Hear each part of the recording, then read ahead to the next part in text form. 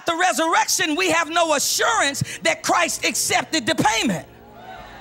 See, if Christ had not risen, then it could have been like a drop call. He could have died. Everything he said, well, you died. That's the end of it. A lot of good people done died. But how do I know that God really accepted? How do I know that I don't have to be afraid to die? How do I know that my sins weren't counted against me? How do I know that when it comes time for me to lay my head on my bed and my bed becomes my cooling board? How do I know that I won't be thrown into hell? Because God got Jesus up from the dead to say your payment has been received. Touch your neighbor, say it's been received.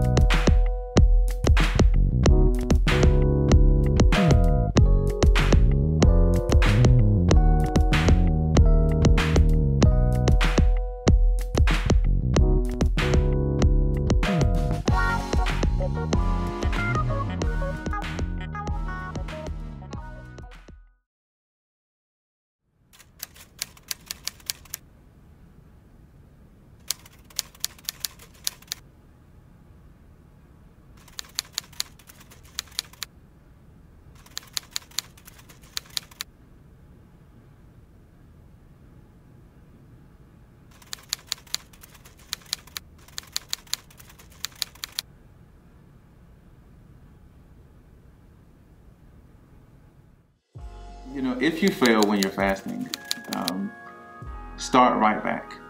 I think the biggest, and most of the time when we're talking about failing, we're talking about what do I do if I've eaten something that I wasn't going to eat. You know, the biggest failure of a fast that I think we often miss is dieting without praying.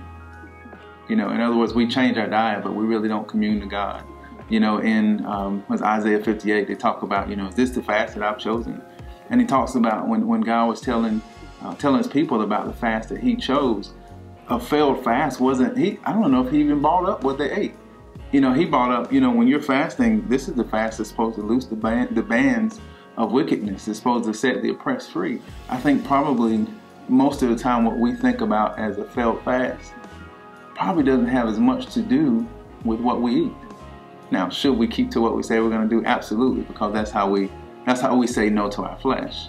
But there's more to it than just saying no to your flesh. They're saying yes to reaching out to other people, to communing with God, to making sure that we're saying yes to spiritual things. And I think when we miss the spiritual part, that's usually our biggest failure. Just like they should do with any other time they make a mistake. Confess it, repent, and move on. Confess it, repent. God, you know, I messed up. With caramel in your teeth. God, I'm sorry. Please forgive me. You know, confess it, repent, throw the Snicker, don't finish the Snicker bar, throw it away, and let's start again.